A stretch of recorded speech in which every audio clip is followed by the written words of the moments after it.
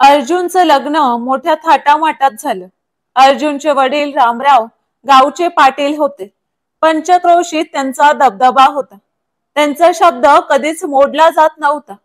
अर्जुनची बायको प्रिया ही रामरावांच्या मित्राची मुलगी होती। अर्जुनसाठी रामरावांनीच तिला पसंत केलं होतं। अर्जुन आणि प्रियाचा संसार अगदी सुखात चालू होता। पण म्हणतात ना, नियती सगळं सुख पदरात घालत नाही, सुखाबरोबर दुःखही पदरात घालते। लग्नाला 4 वर्ष होत आली तरी प्रियाची कूस रुजली नव्हती। त्यामुळे ती सतत त्याच विचारात असायची। अर्जुनला सुद्धा या गोष्टीचं दुःख वाटायचं, पण त्याने कधी बोलून दाखवलं नाही। उलट प्रियालाच नेहमी समजावून सांगायचा, होणाऱ्या गोष्टी ज्या त्या वेळी होतात आणि नशीब असेल तेच मिळतं, असं अर्जुनचं मत होतं। प्रियाला सासर चांगलं मिळाल्यामुळे ती स्वतःला खूप नशीबवान समजत। सासू सासरे म्हणजे जणू आई वडीलच होते तिचे, आणि अर्जुन तर तिच्यावर जीवापाड प्रेम करायचा। त्याने कधीच प्रियाला दुखावलं नव्हतं। प्रियालाच अर्जुनवर खूप प्रेम होतं। तिच्याबद्दल कधी कोणी तक्रार करावी जी वेळ तिने कधीच येऊ दिली नाही। अर्जुन पोलीस सब इन्स्पेक्टर पदावर कोल्हापूरमध्ये कार्यरत होता। त्याचं गाव कोल्हापूर पासून जवळच होतं। आज त्यांच्या लग्नाचा 4था वाढदिवस। घरात सत्यनारायणाची पूजा ठेवली होती। घरात आनंदी वातावरण होतं। पूजा संपली आणि तेव्हाच अर्जुनच्या ईमेलवर बदलीचं लेटर आलं। त्याची बदली सातारा जिल्ह्यात झाली होती। दुसऱ्या दिवशी त्याला हजर व्हायचं होतं। दुसऱ्या दिवशी अर्जुन घरातून लवकर बाहेर पडला। राहण्याची व्यवस्था झाल्यानंतर तो प्रियाला घेऊन जाणार होता। 2 तासाच्या प्रवासानंतर अर्जुन साताऱ्यात पोहोचला। पोलीस स्टेशन मधील मेजरने मोठ्या खुशीने त्याचं स्वागत केलं। अर्जुनने पोलीस स्टेशनचा चार्ज घेतला। 4 वर्षांपूर्वी कोल्हापूरला बदली होण्याआधी अर्जुनची पोस्टिंग साताऱ्यातच होती। तेव्हा तो ज्या पोलीस स्टेशन मध्ये ड्युटीला होता ते पोलीस स्टेशन आत्ताच्या पोलीस स्टेशन पासून साधारण 20 किलोमीटर दूर होतं। तेव्हा त्याच्या धडाडीच्या कामामुळे तो चांगलाच प्रसिद्ध झालेला। शिवाय स्वभावाने जेवढा धडाडीचा तेवढाच प्रेमळ सुद्धा होता। एखाद्याला मदत करायची असेल तर अर्जुन नेहमी पुढे असायचा। विशेषतः लहान मुलांवर त्याचं जास्त प्रेम होतं। अनाथ आश्रमातील मुलांना तो आवश्यक असणाऱ्या गोष्टी अधूनमधून पुरवत असे। अर्जुनला आता राहण्यासाठी घर शोधायचं होतं। खूप शोधाशोध केल्यानंतर एका ठिकाणचा पत्ता त्याला मिळाला। तिथे गेल्यानंतर मात्र त्याला खूप आनंद झाला, कारण 4 वर्षांपूर्वी तो याच घरात राहायचा। घर तसं पोलीस स्टेशन पासून 15 किलोमीटरच्या अंतरावर होतं। त्या घराचे मालक परदेशात असायचे। कधीतरीच ते भारतात यायचे। त्यामुळे त्या घराची जबाबदारी त्यांनी शेजाऱ्यांवर सोपवली होती। अर्जुनने दरवाजा उघडला। तो गेल्यापासून इथे कोणी राहिलं नसावं असं त्याला वाटलं। घरात बरीच धूळ आणि जळमत दिसत होती। शेजाऱ्यांनी घर साफ करून देण्यासाठी एका इसमाला पाठवलं। त्याने पूर्ण घर व्यवस्थित स्वच्छ करून दिलं, परंतु तो अर्जुनकडे अधूनमधून वेगळ्याच नजरेने बघायचा। त्याच्या नजरेत प्रश्न होते, भीती पण होती। हे अर्जुनच्या लक्षात यायला वेळ लागला नाही, पण आपण पोलीस आहोत म्हणून कदाचित हा घाबरला असेल असं अर्जुनला वाटलं। म्हणून त्या इसमाकडे दुर्लक्ष केलं। अर्जुनने त्याचं सामान हॉलमध्येच ठेवून दिलं। घरी प्रियाला त्याने फोन केला, राहण्याची व्यवस्था झाली आहे, 2-3 दिवसात मी तुला इकडे घेऊन येतो। आपल्याला आवश्यक असणार सगळं साहित्य व्यवस्थित बांधून ठेव। एवढं बोलून इकडच्या तिकडच्या गप्पा चालू झाल्या। तेवढ्या शेजारच्या काकूंनी त्याला जेवणाला बोलवलं। आजचं जेवण तो काकूंकडेच करणार होता। जेवताना त्याला जाणवलं की काकू कोणत्या तरी टेन्शन मध्ये आहेत। अर्जुनला त्यांच्या नजरेत प्रश्न आणि भीती जाणवली। त्याने काकूंना त्याबद्दल विचारलं सुद्धा, पण काकूंनी असंच काही नाही म्हणून विषय टाळला। जेवण झाल्यावर अर्जुन त्याच्या खोलीमध्ये गेला। पावसाळ्याचे दिवस होते। थोडा थोडा पाऊस चालू होता। अर्जुनने खिडक्या लावून घेतल्या। कपडे बदलून मग झोपावं असा विचार करत तो मगाशी जिथे बॅगा ठेवल्या होत्या तिथे गेला, पण तिथे एकही बॅग दिसत नव्हती। बॅगा ठेवलेली जागा त्याच्या लक्षात होती। तो हॉलमध्ये इकडे तिकडे बॅगा शोधू लागला। शेवटी त्याने बेड खाली पाहिलं तर सगळ्या बॅगा बेड खालीच होत्या। त्याला आश्चर्य वाटलं। कदाचित फोनवर बोलत बोलत मीच त्या बॅगा बेड खाली ठेवल्या असतील। माझ्या लक्षात नसेल असा विचार करून त्याने त्या बॅगा बाहेर काढल्या. कपडे बदलून तो बेडवर पडला. प्रवासाने आणि दिवसभराच्या पळापळीने तो थकला होता, त्यामुळे पडल्या पडल्या त्याची झोप लागली. अचानक खिडकी उघडल्याच्या आवाजाने त्याला जाग आली. मी खिडकी तर व्यवस्थित बंद केली होती, अशी कशी उघडली? वाऱ्याने उघडली असेल म्हणावं तर बाहेर वाराही नव्हता. कदाचित खिडकीची कडी सैल झाली असेल असा विचार करत तो उठला आणि पुन्हा खिडकी बंद करून बेडकडे निघाला. समोरून काहीतरी गेल्यासारखं त्याला जाणवलं. इकडे तिकडे पाहिलं तर काहीच नाही. भास झाला असेल असं म्हणून त्याने दुर्लक्ष केलं आणि तो झोपी गेला. अर्जुन, अर्जुन, त्याला कोणीतरी हाक मारत होता. त्या आवाजाने तो जागा झाला. घड्याळात पाहिलं तर मध्यरात्रीचे 2 वाजले होते. यावेळी मला कोण हाक मारत आहे? अर्जुन विचारात पडला. त्याने तो आवाज ऐकण्याचा प्रयत्न केला, पण आता तो आवाज आला नाही. भास असेल किंवा स्वप्न असेल असा विचार करून अर्जुन पुन्हा झोपी गेला.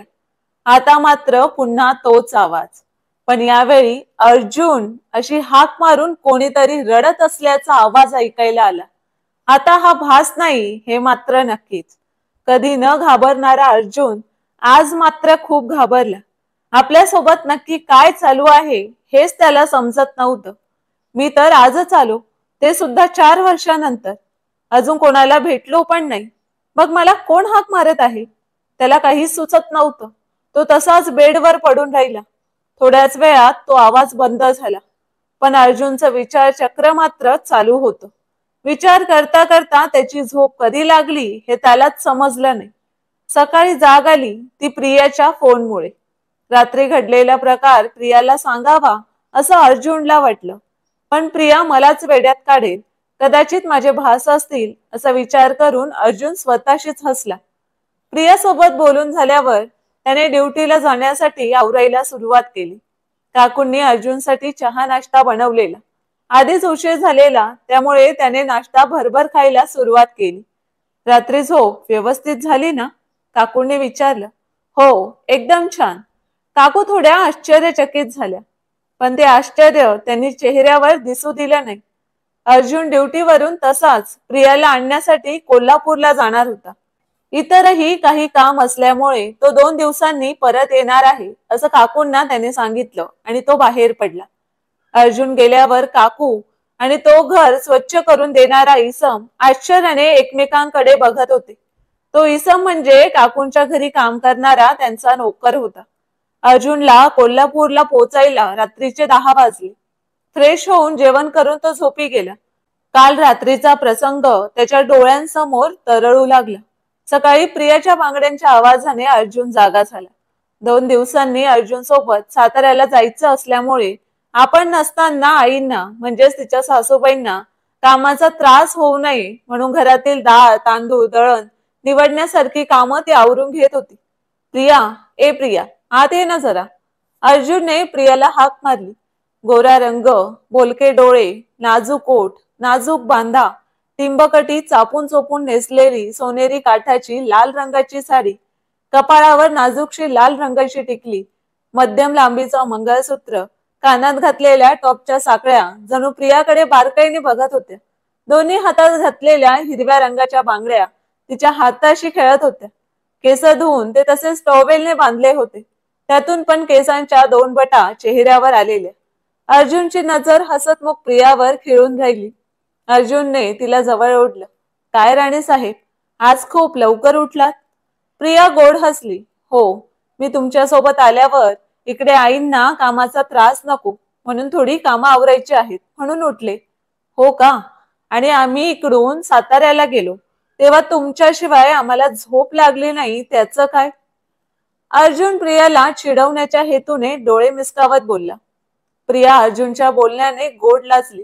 लाजताना ती अजून सुंदर दिसत होती. अर्जुनला तिचं असं लाजणं आवडायचं. त्याने प्रियाच्या कपाळावर हळुवारपणे ओठ टेकवली. दोघेही क्षणभर एकमेकांच्या प्रेमसागरात बुडून गेले. अर्जुनला रात्री शांत झोप लागली होती. याचा अर्थ परवा जे काही अर्जुन सोबत घडलं होतं तो त्याचा भास होता. कधी न घाबरणारा मी त्या दिवशी मात्र घाबरलो. अर्जुनला स्वतःलाच हसू आलं. कोल्हापूरमधील सगळी कामं 2 दिवसात आटपून घेतली. तिसऱ्या दिवशी अर्जुन प्रियाला घेऊन साताऱ्याला गेला. सगळं सामान व्यवस्थित लावून झालं. प्रिया आणि काकूंची चांगली ओळख झाली. अर्जुनला ड्युटीला जायचं होतं. आज त्याची नाईट ड्युटी होती. जागा नवीन असल्यामुळे अर्जुनने काकूंना प्रियासोबतच राहायला सांगितलं, पण काकूंनी प्रियालाच त्यांच्याकडे यायला सांगितलं. आजची रात्र प्रिया काकूंकडेच राहिली. दोघींच्या गप्पा एवढ्या रंगल्या की रात्रीचे 2 वाजलेले पण त्यांना समजलंच नाही. सकाळी सकाळी बाहेर पक्ष्यांचा किलबिलाट चालू होता. प्रिया उठून तिच्या घरामध्ये गेली. किचन मधली सगळी भांडी खाली पडली होती. बेडरूम मधल्या कपाटातले कपडे, इतर साहित्य सगळं अस्ताव्यस्त पडलं होतं. चोरीच्या उद्देशाने कोणी घरात घुसलेलं की काय? तिने सगळं सामान, पैसे तपासून पाहिलं. सगळ्या गोष्टी जशाच्या तशा होत्या. मग हे सगळं असं अस्ताव्यस्त का? कसं? किचन मधून आवाज आला. प्रिया किचन मध्ये गेली. एका उंदरामागे मांजर पळत होतं. अच्छा, तर हा सगळा उद्योग तुमचा आहे. तिने त्या मांजराला धुळकावून लावलं. आता पडलेला सगळा पसारा आवरला. अर्जुनचा फोन आला. 15 मिनिटात घरी येतोय. भोईला पाणी गरम करून ठेव. अर्जुन घरी आला. प्रियाने हसतच त्याचं स्वागत केलं. दोघांचं प्रेम बघून वाटत नव्हतं की त्यांच्या लग्नाला 4 वर्ष झाली असतील. नुकत्याच नवीन लग्न झालेल्या जोडप्यासारखं त्यांचं प्रेम होतं. अर्जुनला आज पण नाईट ड्युटी होती. आज पण काकूंकडे जा असं प्रियाला सांगून अर्जुन बाहेर पडला. पोलिसाची नोकरी असल्यामुळे अर्जुन कधी कधी 2-2 दिवस घरी येऊ शकत नाही हे प्रियाला माहित होतं. एखाद्या दिवशी ठीक आहे, पण रोज रोज कसं काकूंकडे जायचं? तिला थोडा संकोच वाटत होता. नकोच जायला. हळूहळू आपल्या घरात राहण्याची सवय होईल असं म्हणून ती तिच्या घरात झोपत असल्याचं तिने काकूंना सांगितलं. आई आणि रामरावांसोबत फोनवर बोलून प्रिया झोपण्यासाठी बेडरूम मध्ये आली. खूप वेळ झाला पण तिला झोप काही येत नव्हती. टाइमपास करण्यासाठी म्हणून तिने अर्जुनकडे असणारं एक ऐतिहासिक पुस्तक वाचायला घेतलं.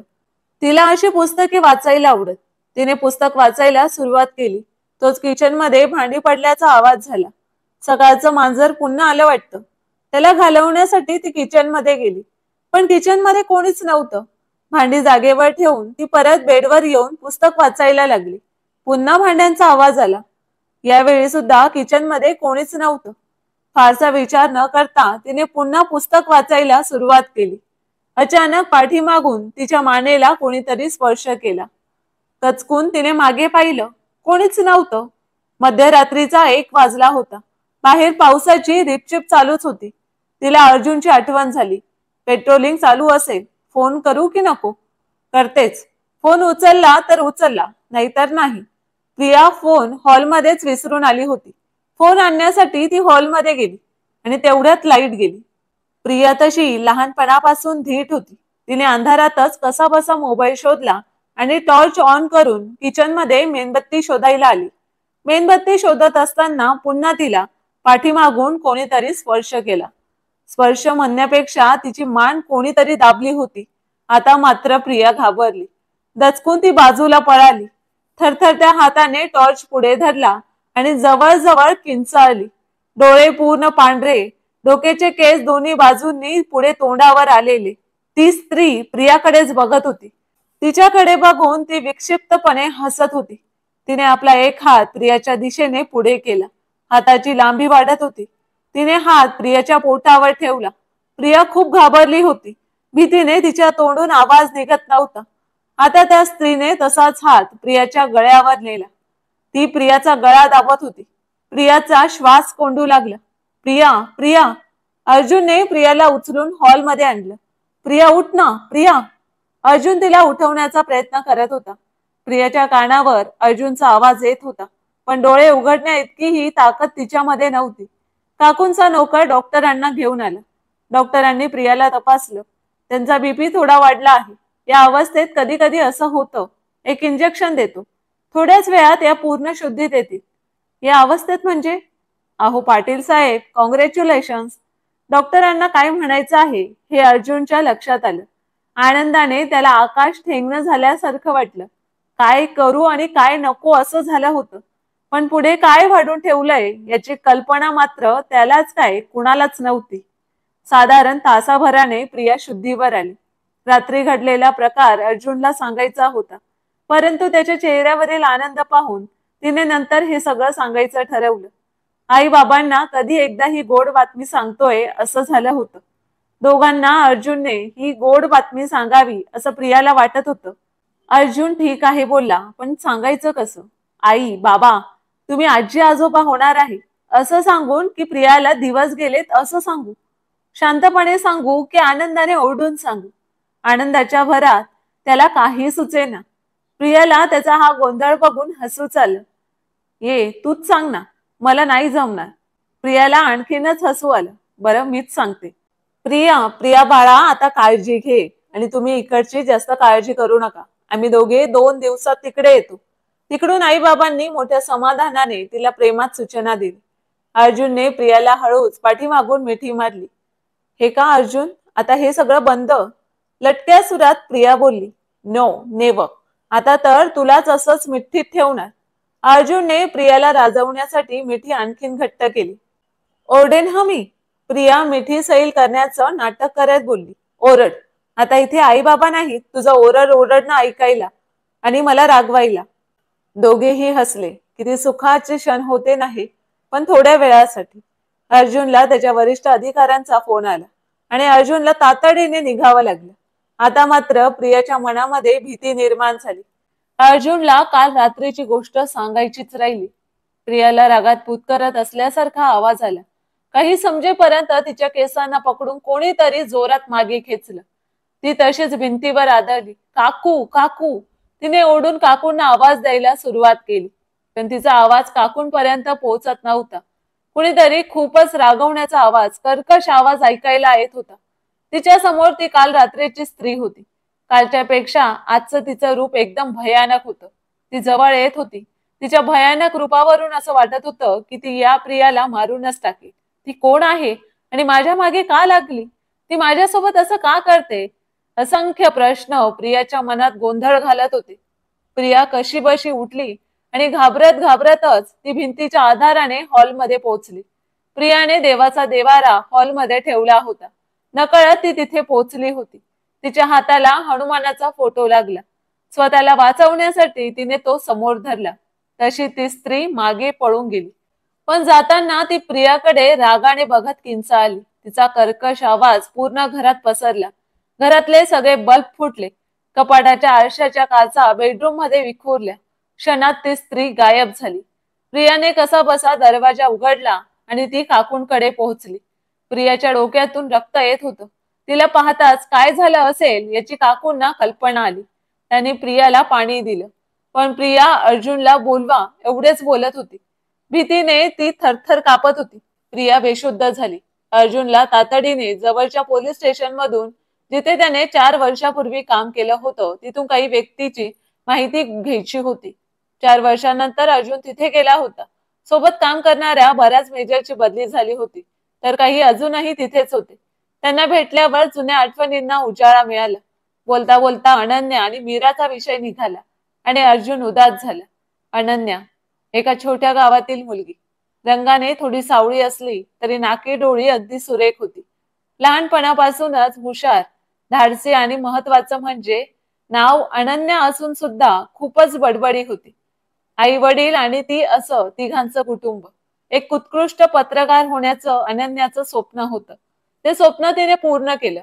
समाजातील ज्वलंत प्रश्नांवर ती प्रकटपणे न घाबरता मत मांडत असे. या पत्रकारिता क्षेत्रात आल्यापासून तिने अनेक अन्यायकारक प्रकारांना वाचा फोडली होती. त्यातीलच एक केस होती मध्यमवर्गीय मीराची. मीराला बड्या घरची 2 मुलं काही दिवसांपासून सतत त्रास देत होती. मुलं मोठ्या घरची असल्यामुळे मीराने पोलिसांकडे तक्रार करून सुद्धा काही उपयोग झाला नाही. त्या दिवशी त्या मुलांनी सगळ्या मर्यादा ओलांडल्या. भर रस्त्यात मीराची ओढणी काढून फेकून दिली. आता सुरीने मीराचा कुर्ता फाडायला सुरुवात केली. अनन्या त्याच रस्त्याने एका अपघाताचे लाईव्ह शूटिंग आणि रिपोर्टिंग करण्यासाठी कॅमेरामॅन सह निघाली होती. अनन्याने रस्त्यात घडत असणारा प्रकार पाहिला आणि ती त्या दिशेने धावत गेली. पुढे जाऊन तिने त्या मुलांना अडवण्याचा प्रयत्न केला. ती मुलं अनन्याकडे बघून कुस्तीत हसली. घाण्या नजरेने बघत तिचा हात पकडला. आता मात्र तिच्या तळपायाची आग मस्तकाला पोहोचली. विचार न करता तिने आपल्या कराटेंचं प्रॅक्टिकल दाखवायला सुरुवात केली. सर्व काही कॅमेरामध्ये रेकॉर्ड झालेलं होतं. अनन्याला जीवे मारण्याच्या धमक्या येत असून सुद्धा रेकॉर्डिंगच्या आधारे अनन्या त्या मुलांना शिक्षा आणि मीराला न्याय मिळवून देण्यात यशस्वी झाली. पण ही केस लढताना ती एकटी नव्हती. या केसमध्ये तक्रार दाखल करण्यापासून ते अगदी केसचा निकाल लागेपर्यंत एका व्यक्तीची तिला साथ मिळाली होती, अर्जुन पाटील. म्हणजेच आपल्या स्टोरीचा नायक. दिसायला उंचपुरा, पिळदार शरीर, तडाडी नेतृत्वाचा. ते त्याला पाहता क्षणी कोणीही सहज त्याच्या प्रेमात पडेल असा हा अर्जुन 2 दिवसांपूर्वी सातारा शहरात बदली होऊन आला होता. खरं तर पत्रकार आणि पोलीस यांची मैत्री होणं अशक्यच. पण इथे मात्र अर्जुन आणि अनन्याची चांगलीच मैत्री जमली होती. जेव्हा कधी ते भेटत तेव्हा वेगवेगळ्या केसवरील अनुभवांवर त्यांची चर्चा रंगायची. विचारांची देवाणघेवाण करता करता मनाची देवाणघेवाण कधी झाली हे दोघांनाही समजलं नाही. दोघांचं प्रेम प्रकरण काकूंपासून ते अर्जुनच्या वरिष्ठ अधिकाऱ्यांपर्यंत सर्वांनाच माहित होतं. अनन्या आणि अर्जुनची जोडी सर्वांनाच आवडत होती. त्यामुळे कधी कोणी त्यांच्या विरुद्ध आक्षेप घेण्याचा विषयच नव्हता. अनन्याचं अर्जुनच्या रूमवर येणं जाणं असायचं. थोड्याच दिवसात रामरावांशी बोलून अनन्यासोबत लग्न करणार असल्याचं अर्जुनने सर्वांना सांगितलं. वडील आपल्या आणि अनन्याच्या लग्नाला नकार देणार नाहीत हा अर्जुनला विश्वास होता. त्या दिवशी घरी जाणं शक्य नसल्याने अनन्या अर्जुनकडे राहणार होती. खूप वेळेपासून अनन्याची बडबड चालू होती. अर्जुनचं तिच्या बोलण्याकडे कमी पण तिच्या हालचालींकडे जास्त लक्ष होतं. ओ पाटील साहेब, कुठे लक्ष आहे? अर्जुनच्या डोळ्यासमोर अनन्याने चुटकी वाजवली. काही नाही, तू बोल पुढे, मी ऐकतोय. अनन्याचं बोलणं संपलं. बोल आता अर्जुन, याच्यावर तुझं काय मत आहे? अनन्या, तुझं बोलणं ऐकून मला एक प्रश्न पडला आहे. अर्जुन, कोणता? अनन्या, तुझं अनन्या नाव कोणत्या वेड्याने ठेवलं ग? काय? अनन्याने आश्चर्याने विचारलं. वेड्याने? लुक मिस्टर अर्जुन पाटील, माझ्या घरच्यांना अजिबात वेडं बोलायचं नाही. मला ते आवडणार नाही. अर्जुनला तिचा तो लटका राग बघून खूप हसू आलं. अगं, तुझं नाव अनन्या म्हणजे? पण तू नेहमी बडबड करत असतेस म्हणून विचारलं. अर्जुनच्या या वाक्याने अनन्याला पण खूप हसू आलं. अर्जुन अनन्याच्या मांडीवर डोकं ठेवून पडला होता. हा क्षण असाच थांबावा असं दोघांनाही वाटत होतं. अनन्याने अर्जुनच्या केसांना कुरवाळत लग्नाबद्दल विचारलं. अर्जुन, तुझ्या वडिलांशी तू बोललास का? नाही ग, अजून बोलेल लवकरच. आत्ताच फोन कर त्यांना आणि आत्ताच विचार. अनन्याने हट्ट धरला. बरं राणी, आत्ताच बोलतो त्यांच्याशी. त्याने रामरावांना फोन केला. इकडच्या तिकडच्या गोष्टी बोलून झाले. त्याने रामरावांना अनन्याबद्दल सांगितलं. रामरावांनी कोणतेही आडेवाडे न घेता 4 दिवसात मुलगी पाहायला येतो असं सांगितलं. मी म्हणत होतो ना, माझे बाबा आपल्या लग्नाला होकार देणार म्हणून. अर्जुनने आनंदाने अनन्याला सांगितलं. अनन्या सुद्धा खुश झाली. दोघं आपल्या लग्नाची स्वप्न रंगवू लागली. अर्जुनने हलकेच अनन्याला जवळ ओढलं. नो. अनन्या बाजूला पळाली. लग्नाच्या आधी अजिबात काही करायचं नाही. पण आपलं लग्न होणार आहे ना.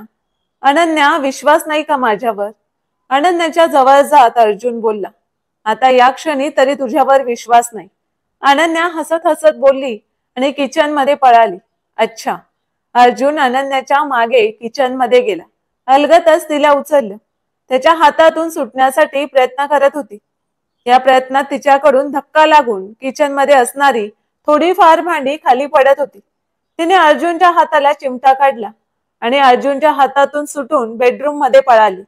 अर्जुन जवळ येऊ नये म्हणून तिने कपाटातील कपडे अर्जुनच्या अंगावर फेकायला सुरुवात केली. अर्जुनला असा विरोध करताना तिला खूप हसू येत होतं. पण अर्जुनने शेवटी अनन्याला पकडलं आणि उचलून हलकेच बेडवर ठेवलं. अनन्यानेही आता विरोध करणं थांबवलं. अनन्याची मुखसंमती त्याला समजली. एका मोहमयी क्षणात त्यांनी सर्व मर्यादा ओलांडल्या. अनन्याचा अर्जुनवर पूर्ण विश्वास होता. त्यामुळे तिने नंतर त्याला कधी विरोध केला नाही. 15 दिवस होऊन गेले तरी रामराव इकडे येण्यासंबंधी काहीच बोलत नव्हते. शेवटी अर्जुनने त्यांना विचारलं. तेव्हा रामरावांनी सांगितलं की ते सरपंच पदासाठी निवडणूक लढवणार होते. त्याच धावपळीत असल्यामुळे अनन्याला पाहायला जाणं त्यांना शक्य वाटत नव्हतं. निवडणुकीनंतर येणार असल्याचं त्यांनी अर्जुनला सांगितलं. अनन्यालाही यात काही प्रॉब्लेम नव्हता. रामरावांना इकडे येणं शक्य नसलं तरी अनन्याच्या घरच्यांची माहिती त्यांना काढायची होती। त्यामुळे अर्जुन कडून त्याने तिच्या घराचा पत्ता घेतला। आता थोड्याच दिवसात अनन्यासोबत आपलं लग्न होणार या विचारानेच अर्जुन खूप खुश होता।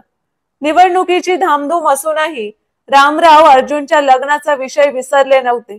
त्यांनी काही विश्वासू लोकांना अनन्याच्या घरच्यांची आणि नातेवाईकांची माहिती काढायला सांगितली। रामरावांना अनन्याची आणि तिच्या घरच्यांची सखोल माहिती मिळाली होती।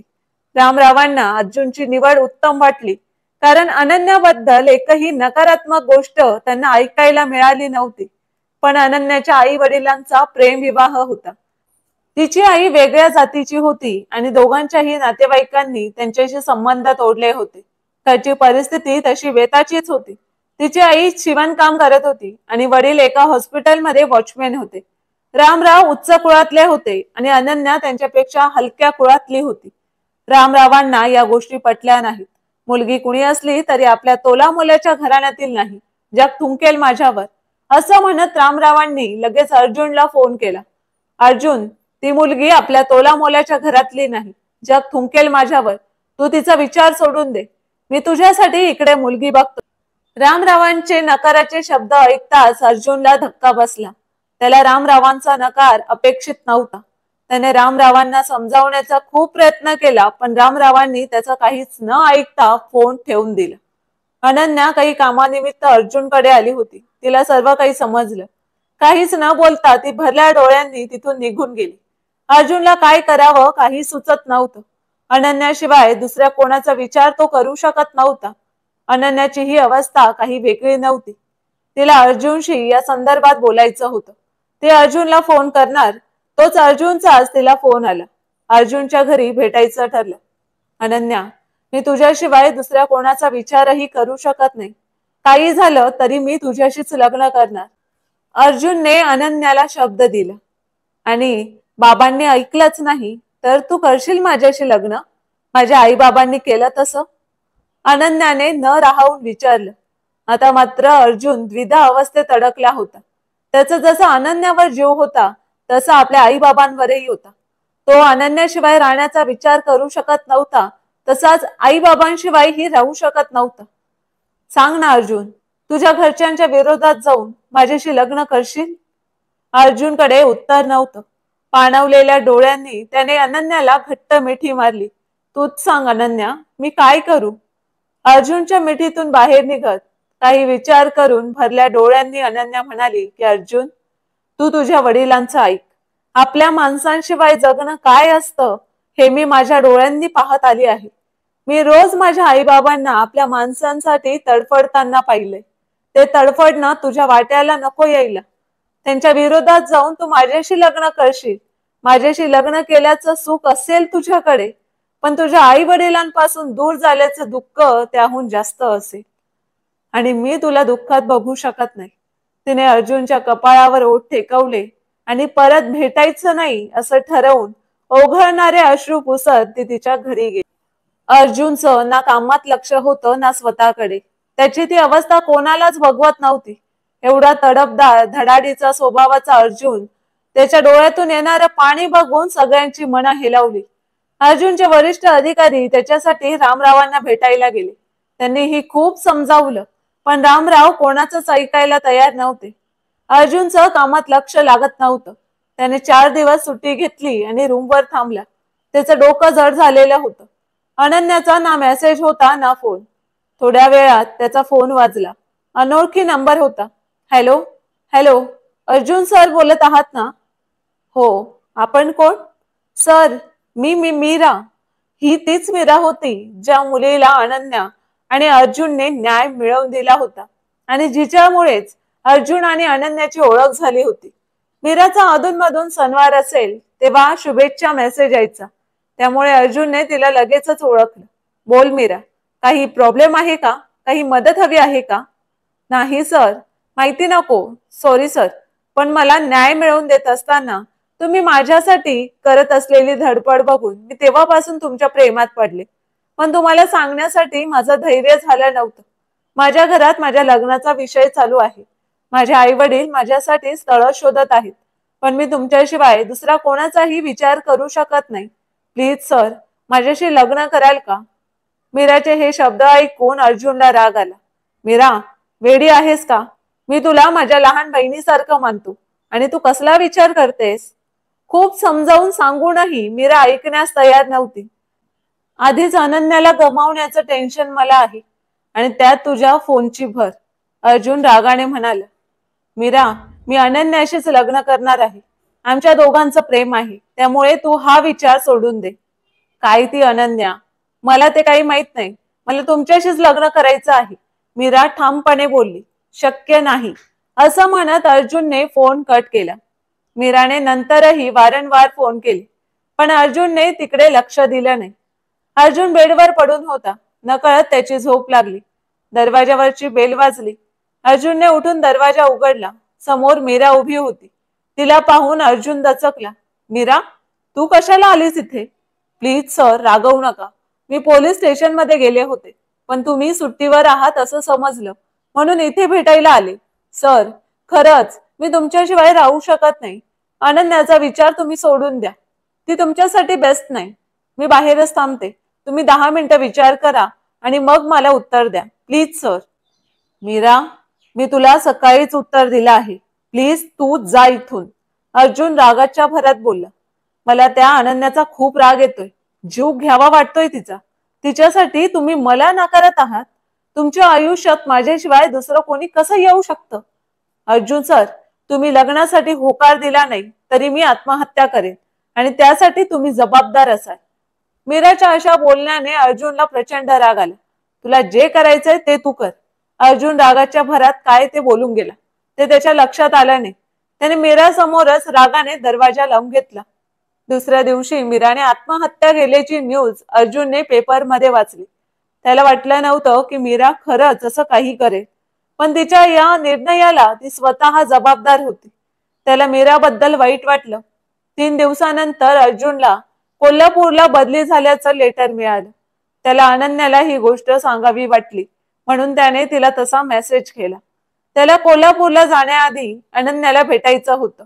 मीराबद्दलही तिला सांगायचं होतं. अनन्यालाही अर्जुनला भेटायचं होतं. अर्जुनच्या रूमवर खूप आठवणी होत्या. तिला पुन्हा तिथे जायचं नव्हतं, म्हणून यावेळी अर्जुनच्या रूमवर न भेटता बाहेर त्यांच्या आवडत्या ठिकाणी भेटायचं ठरलं. अर्जुनच्या रूम पासून साधारण 1 किलोमीटर अंतरावर ते ठिकाण होतं. मध्यभागी रस्ता आणि रस्त्याच्या दोन्ही बाजूंना झाडं. झाडांच्या मागे शेत. उन्हाळ्याचे दिवस असल्यामुळे शेतात पिकं नव्हती. अंधार असल्यावर त्या रस्त्याने रहदारी कमी असायची. साधारण सायंकाळचे 7 वाजले होते. अर्जुन अनन्यासोबत बोलत होता. बोलता बोलता त्याने आनंदाने अनन्याला मिठी मारली. तेवढ्यात अर्जुनच्या फोनची रिंग वाजली. तो भूतकाळाच्या आठवणींतून बाहेर आला. काकूंचा फोन होता. त्यांनी सांगितलं की प्रिया बेशुद्ध झाली आहे. अर्जुन तडक घरी आला. प्रेग्नन्सीमुळे तिला चक्कर आली असावी असं अर्जुनला वाटलं. डॉक्टर प्रियाला तपासून गेले होते. काकू डोक्याला हात लावून खाली बसल्या होत्या. अर्जुन बाळा, मला माफ कर. मी तुझ्यापासून खूप काही लपवून ठेवलं, पण मला आता प्रियाची अवस्था बघवत नाही, काकू बोलू लागल्या. अर्जुन आश्चर्याने काकूंकडे बघत होता. काकू सांगू लागल्या की तुझी इथून कोल्हापूरला बदली झाली. तू इथून गेल्यावर साधारण 20 ते 25 दिवसांनी एक कुटुंब या घरात राहायला आलं, पण दुसऱ्या दिवशी ते कुटुंब हे घर सोडून गेले. मी त्यांना कारण विचारलं नाही. कदाचित दुसरीकडे याच्यापेक्षा चांगलं घर मिळालं असेल असं मला वाटलं. त्यानंतर 3 कुटुंब या घरात राहायला आली, पण त्या कुटुंबांनी सुद्धा दुसऱ्या दिवशीच घर सोडलं. त्या घरात आत्म्याचा वावर आहे असं त्यांचं म्हणणं आहे. तू या घरात राहिला होतास. तुला तर कधी कोणता त्रास झाला नव्हता. कधी अशा गोष्टी संदर्भात तू बोललाही नव्हता.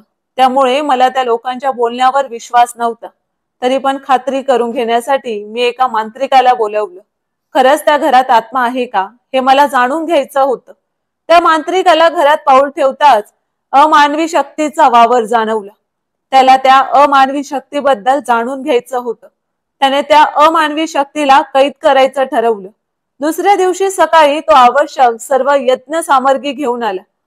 त्याच्यासोबत त्याचे 2 शिष्य होते. सर्व खिडके आणि दरवाजे बंद केले. यज्ञ सुरू झाला. मंत्रोच्चार करून त्या आत्म्याला आवाहन केलं.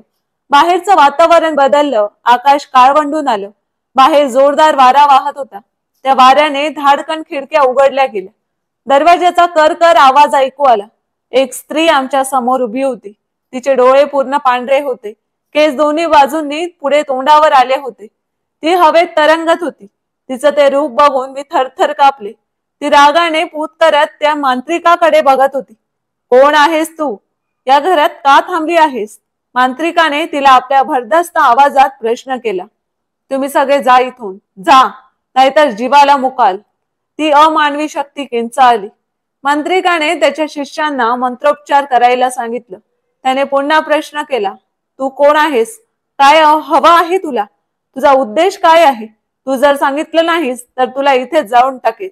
मांत्रिकाचे शब्द ऐकताच ती स्त्री चवताळून त्याच्या अंगावर आली. त्याच्या मंत्राचा तिच्यावर काहीच परिणाम झाला नाही. मांत्रिकाने त्याच्या शिष्यांना आणि मला खुणेनेच तिथून पटकन बाहेर जायला सांगितलं. आता आतमध्ये तो मांत्रिक आणि ती अमानवी शक्ती यांचा द्वंद्व सुरू होतं. मांत्रिकाचा मंत्रोपचार सुरूच होता. त्या अमानवी शक्तीने मांत्रिकाला भिंतीवर आदळलं. ती जोर जोरात किंचाळत होती. काकू अर्जुनकडे पाहत म्हणाल्या की अर्जुन, ती तुझं नाव घेत होती. तिला तू हवा होतास. काय? काकूंचे हे वाक्य ऐकताच अर्जुन जवळ जवळ ओरडलाच. माझा काय संबंध? आणि आधी मी इथे राहत असताना मला त्या घरात कोणताच वाईट अनुभव आला नव्हता. अर्जुन, ती स्त्री कोण आहे हे मला सुद्धा माहिती नाही, पण ती तुझी वाट बघत या घरात थांबलेली आहे.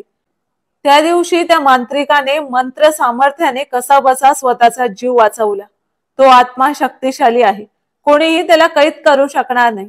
उद्देश साध्य केल्याशिवाय तो तिथून जाणार नाही, असं त्याने सांगितलं.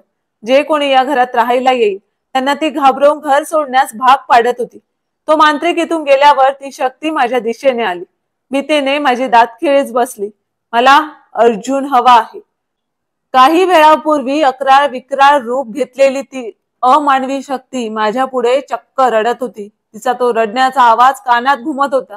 मला तिच्या रडण्याचं आश्चर्य वाटलं, पण क्षणात तिने पुन्हा रुद्र रूप धारण केलं. मला अर्जुन हवा आहे. तो येईपर्यंत मी इथून जाणार नाही. ती किंचाळत होती.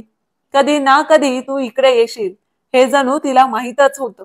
अर्जुन, मला तुझी काळजी वाटत होती. तू इकडे आलास तर तुझ्या जीवाला धोका ठरेल. तू कधीच इकडे येऊ नयेस हे सांगण्यासाठी मी तुला खूपदा संपर्क करण्याचा प्रयत्न केला, पण तुझ्याशी संपर्क झाला नाही. नियतीच्या मनात काय आहे माहित नाही. तुझी बदली पुन्हा इकडे झाली आणि घराचा शोध घेत घेत तू पुन्हा इथेच आलास. तुला इथे राहण्यास नकार दिला असता तर त्या शक्तीने माझा जीव घेतलाच असता, पण कदाचित तुला सुद्धा जिवंत ठेवलं नसतं. तू कुठेही गेलास तरी ती तुझा पाठलाग करणारच. त्यामुळे मी तुला काहीच बोलले नाही. त्या दिवशी सकाळी मी तुला झोप कशी लागली हे विचारलं होतं, तेव्हा तू छान झोप लागली म्हणाला. तेव्हा मात्र मला आश्चर्य वाटलं होतं. त्या रात्री तुला खरंच काहीच जाणवलं नाही का? अर्जुनच्या डोळ्यापुढे त्या रात्री घडलेला प्रकार आठवला. म्हणजेच तो भास नव्हता. अर्जुनला काहीच समजत नव्हतं. आधीच त्याचा भूत प्रेत आत्मा अशा गोष्टींवर विश्वास नव्हता. प्रिया शुद्धीवर आली. ती खूप अशक्त वाटत होती. चेहरा पूर्ण कोमजून गेला होता. डोक्याची जखम दुखत होती. रात्रीपासून तिच्यासोबत घडलेल्या प्रकारामुळे ती चांगलीच घाबरलेली होती. ती ताडकन उठून बसली.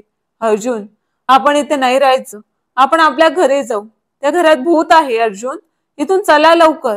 काकू, तुम्ही पण चला आमच्या बरोबर. ती तुम्हाला पण मारेल.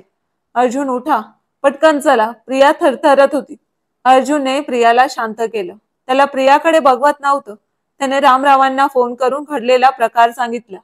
मी कुठेही गेलो तरी ती माझा पाठलाग करणार हे अर्जुनच्या लक्षात आलं होतं, कारण तो साताऱ्यात आल्यापासून कोणीतरी त्याचा पाठलाग करत असल्याचं त्याला खूपदा जाणवलं होतं.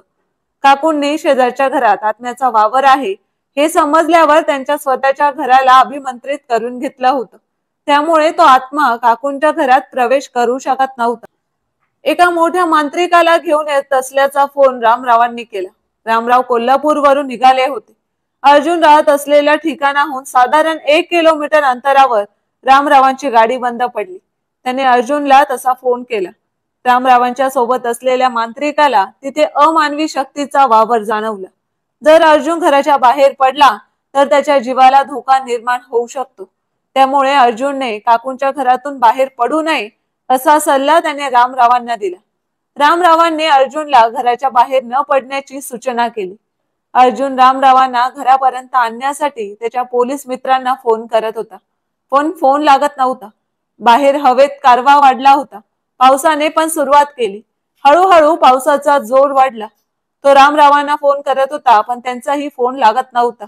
आता मात्र अर्जुनला रामरावांची काळजी वाटू लागली. आकाशात काळे ढग दाटून आल्यामुळे बाहेर गडद अंधार पसरला होता. तो रामरावांना आणण्यासाठी निघाला.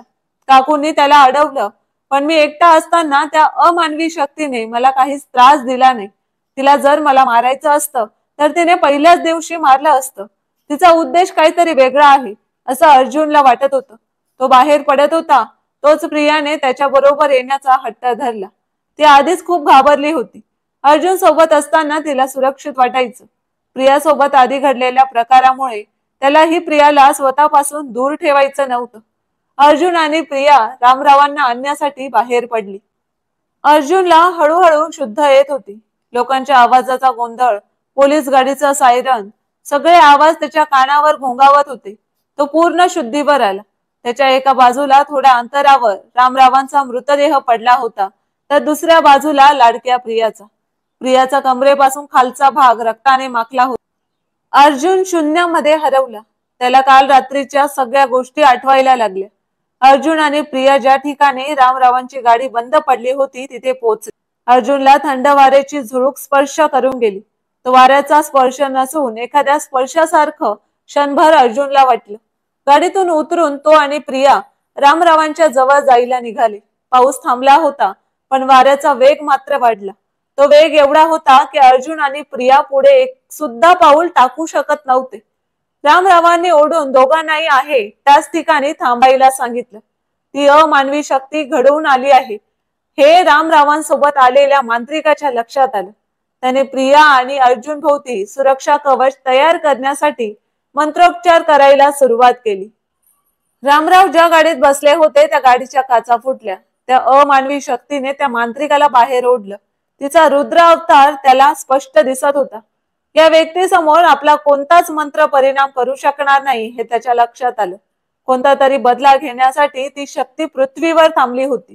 जोपर्यंत तिचा बदला पूर्ण होत नाही तोपर्यंत ती तिथून जाणार नाही याची त्या मांत्रिकाला जाणीव झाली. मंत्र सामर्थ्याने त्याने तिला काही काळासाठी शांत केले. तिच्या समोर हात जोडून त्याने तिच्या कार्यात अडथळा न आणण्याचं आश्वासन दिलं. रामरावांची माफी मागून तो तिथून निघून गेला. आता त्या शक्तीने तिचा रोख रामरावांकडे वळवला. रामराव गाडीतून उतरून अर्जुनकडे पळू लागले. त्यांना स्वतःचा जीव आणि अर्जुनचा जीव वाचवायचा होता. वाऱ्याचा वेग कमी झाला होता. ती अमानवी शक्ती अर्जुन, प्रिया आणि रामरावांच्या समोर उभी होती. तिघांनी एकमेकांना पकडलं. अर्जुन सुद्धा त्या शक्तीला पाहून घाबरला. ती अमानवी शक्ती आता शांत झाली होती. अर्जुनकडे ती एकटक बघत होती. हळूहळू तिच्या रूपात बदल होऊ लागला. अर्जुन, तिने अर्जुनला आवाज दिला. 4 वर्षात तुला माझी एकदाही आठवण झाली नाही का? आता सर्वांना तिचा चेहरा स्पष्ट दिसत होता. अनन्या होती ती, अर्जुनवर जीवापाड प्रेम करणारी. अर्जुनचं त्याच्या आई वडिलांपासून नातं तुटू नये म्हणून मनावर दगड ठेवून स्वतःच्या प्रेमाचा बळी देणारी आणि अर्जुनच्या बाळाची आई अनन्या. किती स्वप्न रंगवली होती ना अर्जुन आणि अनन्याने. रामरावांच्या लग्नाला होकार असणार असं समजून आनंदाच्या भरात त्यांच्याकडून मर्यादा ओलांडल्या गेली होती. त्याच प्रेमाची निशाणी अनन्याच्या पोटात वाढत होती. अर्जुन समोर 4 वर्षांपूर्वीचा शेवटच्या दिवशीचा घटनाक्रम तरळू लागला. त्याच्या आवडत्या ठिकाणी अर्जुन आणि अनन्या भेटणार होते. अनन्या झाडाला डोकं टेकवून शांत उभी होती. चेहरा पूर्ण सुकलेला, ओठ सुकून गेलेले, रडून रडून डोळे कोरडे झाले होते. नेहमी बडबड करणारी अनन्या आज एकदम शांत होती. अनन्याला असं बघून अर्जुनचं डोकं शून्य झालं. अनन्या, काय अवस्था करून घेतलीस? मी अशा शांत उदास अनन्याला ओळखत नाही. अनन्याच्या दोन्ही गालांवर हात ठेवत अर्जुन प्रेमाने बोलला. अनन्या, मी अजून हार नाही मानली. मी बाबांना परत रिक्वेस्ट करणार आहे. अनन्या, बोल ना काहीतरी. अनन्याच्या डोळ्यातले अश्रू तिच्या गालावर ओघळले. Arjun, I am pregnant. Arjun क्षणभर तिच्याकडे बघतच राहिला. त्याला पुढे काय बोलावं सुचत नव्हतं. त्याने अनन्याला आनंदाने उचललं आणि फिरवू लागलं. अर्जुनला आधीपासूनच लहान मुलं आवडत होती. Thank you so much Ananya. तू आई आणि मी बाबा होणार. Yes, thanks a lot Ananya and love you so much. त्याने अनन्याच्या कपाळाचं चुंबन घेतलं. तो त्याचं आणि अनन्याचं लग्न होणार नाही हे पूर्ण विसरला. अनन्याला त्याला अजून पुढे काहीतरी सांगायचं होतं, पण तेवढ्यात त्याला कोणाचा तरी फोन आला. आवाज व्यवस्थित येत नसल्यामुळे तो अनन्या आलोच म्हणून थोडा बाजूला गेला. रामरावांचा फोन होता. अनन्याच्या लग्नासंदर्भात अर्जुनचे वरिष्ठ अधिकारी रामरावांना भेटले होते.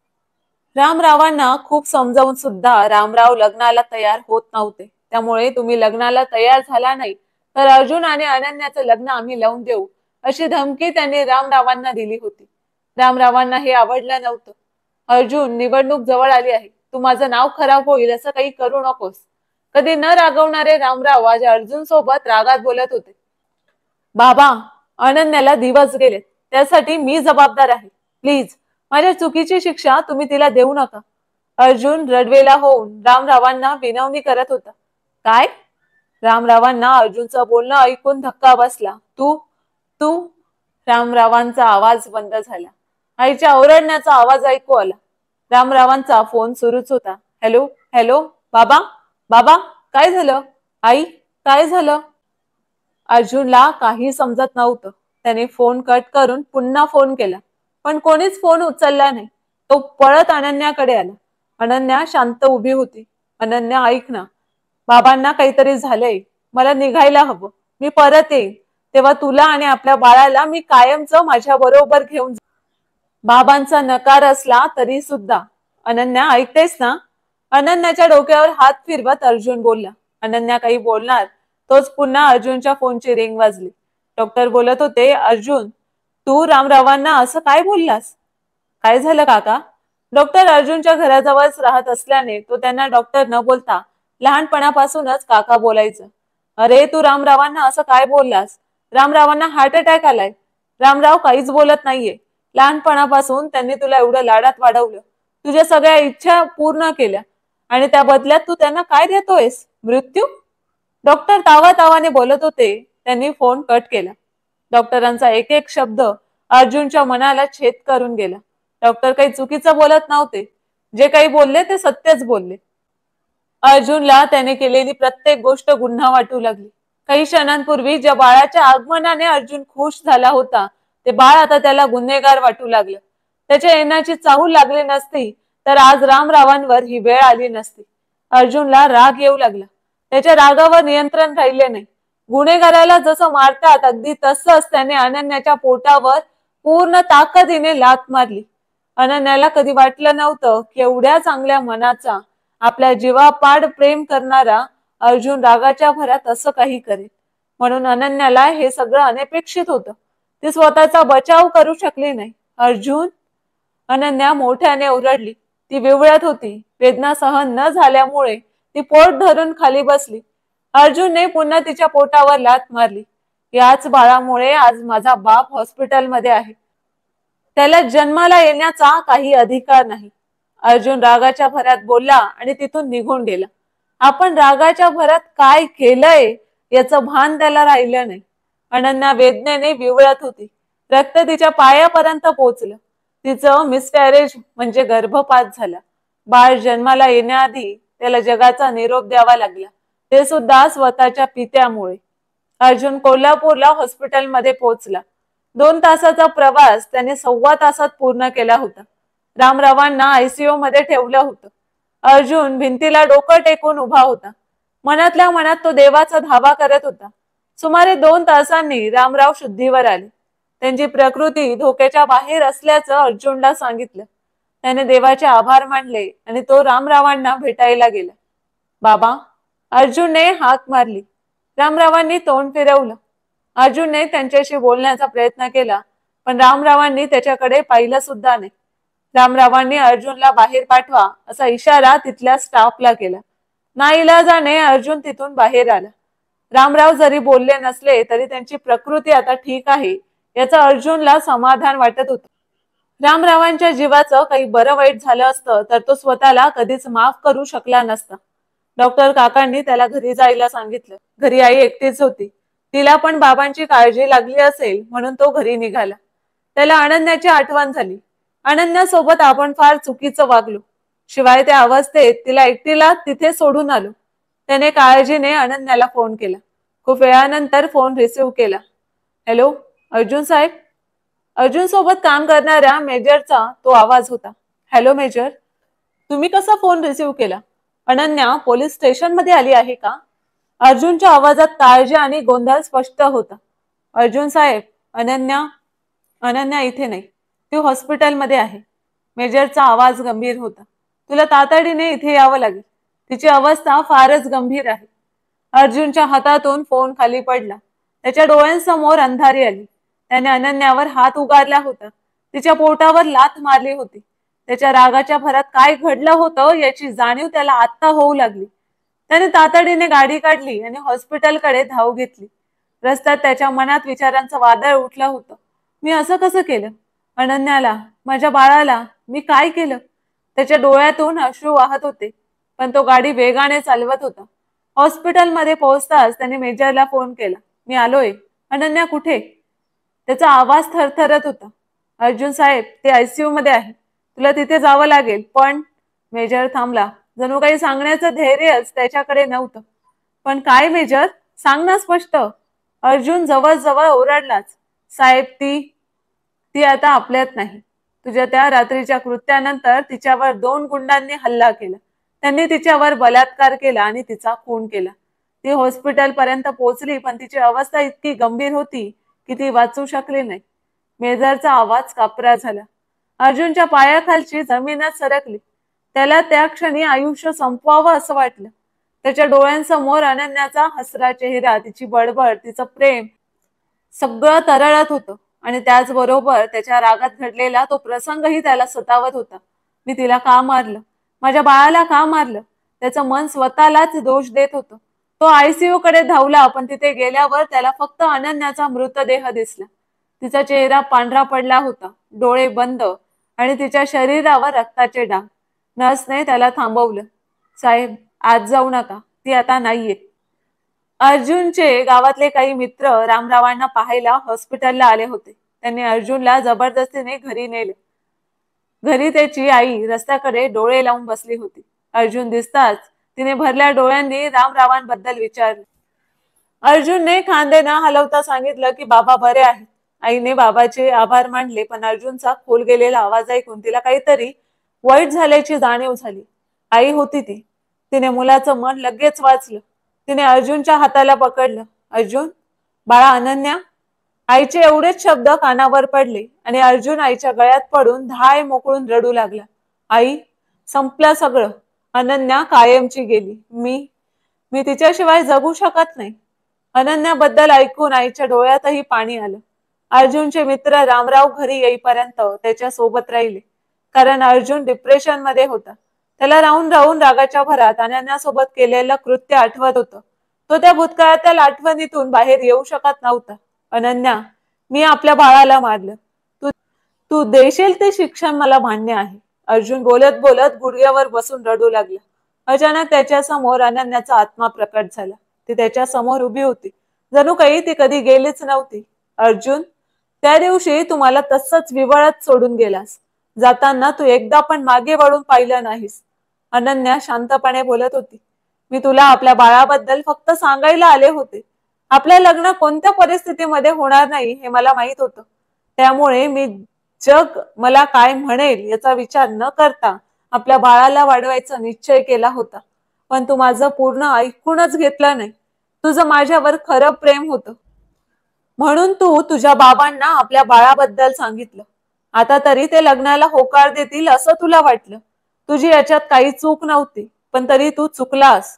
जो जीव आईच्या कुशीत जन्म घेऊन बघत होता त्या जीवाला तू गुन्हेगार ठरवलंस. तू मारलंस त्याला. माझ्या बाळाला मारलंस तू. अनन्याने रुद्र रूप धारण केलं.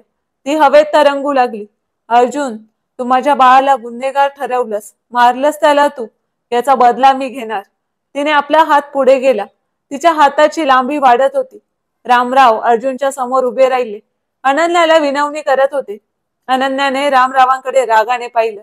तिने रामरावांना आपल्या शक्तीने जखडून ठेवलं. आता तिचा रोग प्रियाकडे होता.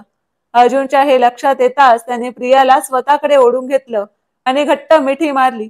नाही अनन्या, प्लीज, तू तिला काही करू नकोस. तू माझा जीव घे. मी अपराधी आहे. प्रियाने तुझं काहीच केलं नाही. तू तिला का त्रास देतेस? प्रिया थरथरत होती. तिच्या तोंडून शब्दही फुटत नव्हता. अनन्याने अर्जुनला प्रियापासून दूर केलं.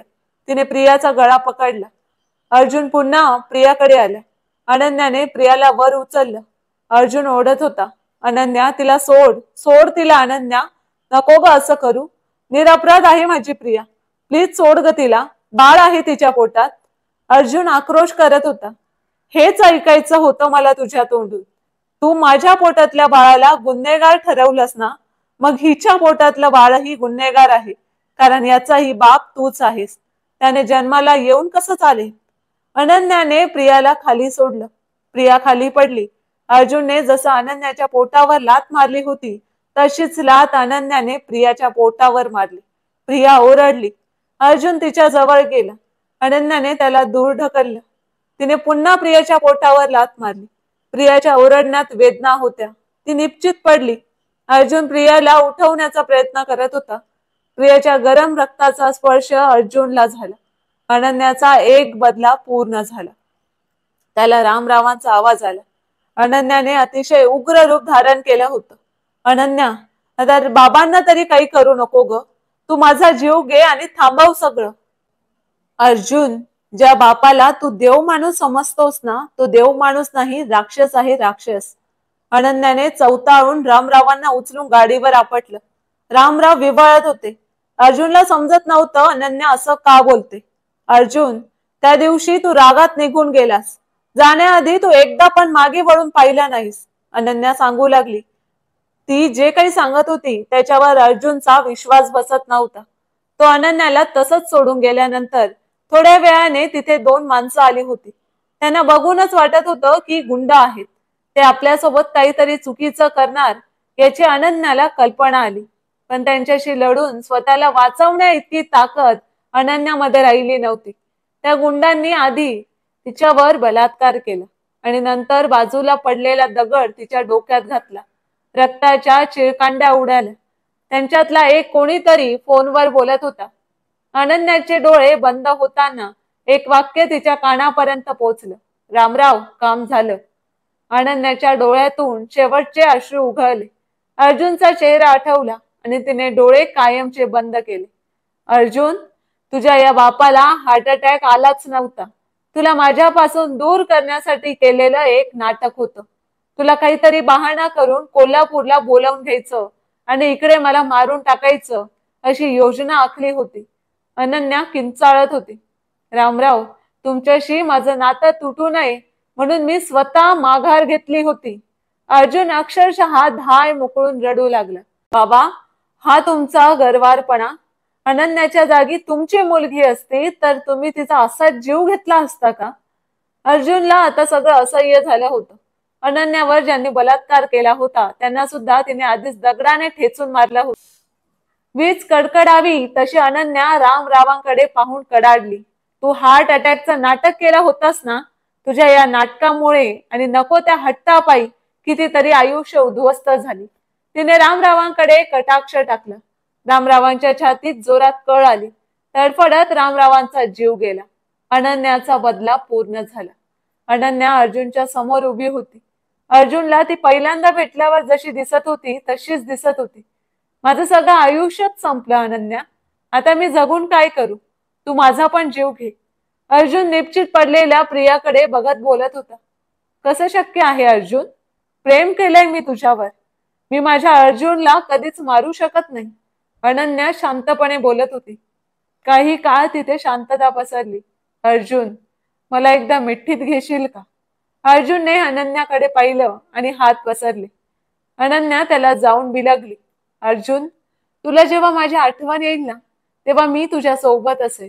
आणि हो, मी माझ्या आई बाबांना सोडून कुठेही जाणार नाही. मी कायम त्यांच्याच घरी असेल. अनन्याने हसत हसत अर्जुनच्या कपाळावर ओठ टेकवले आणि अदृश्य झाली. अर्जुन निश्चित पडलेला प्रिया आणि रामरावांकडे बघत होता. त्याला ग्लानी आली आणि तो तिथेच कोसळला.